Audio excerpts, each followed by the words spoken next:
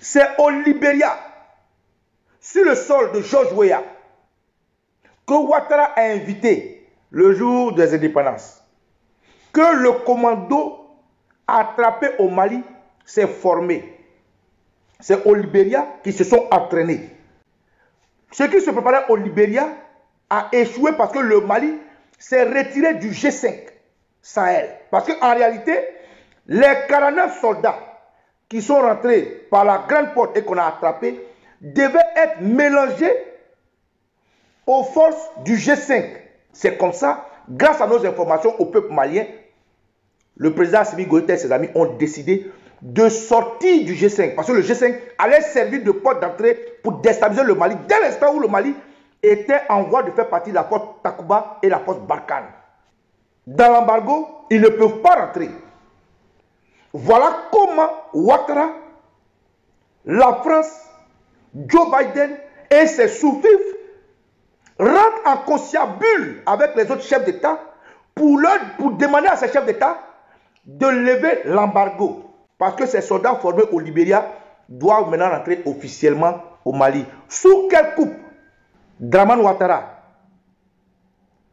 avait avec Ahmed Bakayoko un business avec Ibrahim Keïta. Ce business était porté sur quoi? Quand le contingent allemand a besoin de soldats pour veiller ses alentours, Ahmed Bakayoko et Ibeka, le fils Ibeka Karim, avait un gombo dont le fils, le petit frère de Macky Sall, aussi impliqué, partait prendre les lacrous en Côte d'Ivoire et les envoyait surveiller les positions des contingents allemands. Ils font ça au noir. Ils font croire aux contingents allemands qu'ils embauchent déjà légalement, alors que ceux qui embauchent viennent de la Côte d'Ivoire, c'est leur gombo. Et ça se passe, ils bouffent, c'est une histoire de gros sous. Voilà comment ces bandits-là arrivent avec 2 avions. Un avion avec des armes super armées, un avion avec 49 soldats. Donc ils sortent, on les saisit. Déjà, il y a 16 soldats ivoiriens. Ces 16 soldats ivoiriens-là, eux, ils devaient faire le gombo qu'ils avaient l'habitude de faire.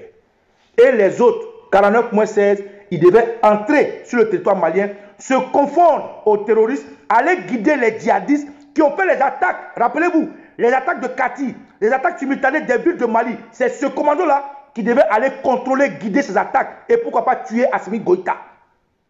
Ivoirienne, Ivoirien, votre président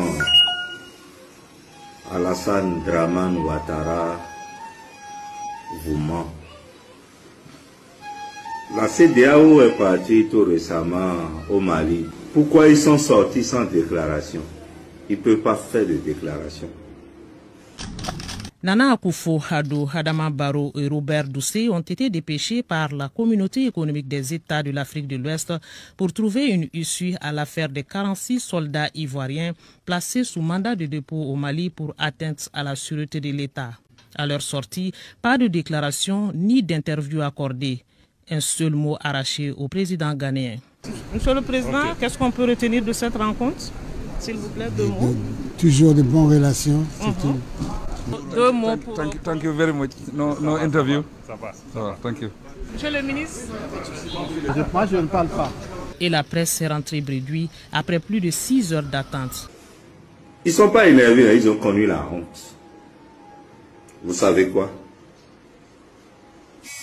Les 46 soldats qui restent ne sont pas tous des Ivoiriens. Il n'y a que 16 Ivoiriens des forces spéciales dans les 46. Les 30 qui restent là, il y a 4 Sierra-Léonais, il y a 5 Sud-Africains, il y a 4 Ghanéens, il y en a même des Togolais. Et vous devinez quoi? Ce sont des soldats de la Légion française, la Légion étrangère française. Vous pouvez comprendre ce qui se passe. C'est pourquoi personne n'en parle. Sinon, après leur retour de Mali, ils vont commencer par faire la grande gueule. Les dames, c'était un rôle macabre que les dames devaient jouer. Ils étaient 49. Les dames doivent être la machine d'assouvissement sexuel des 46. Parce que la mission est appelée à durer.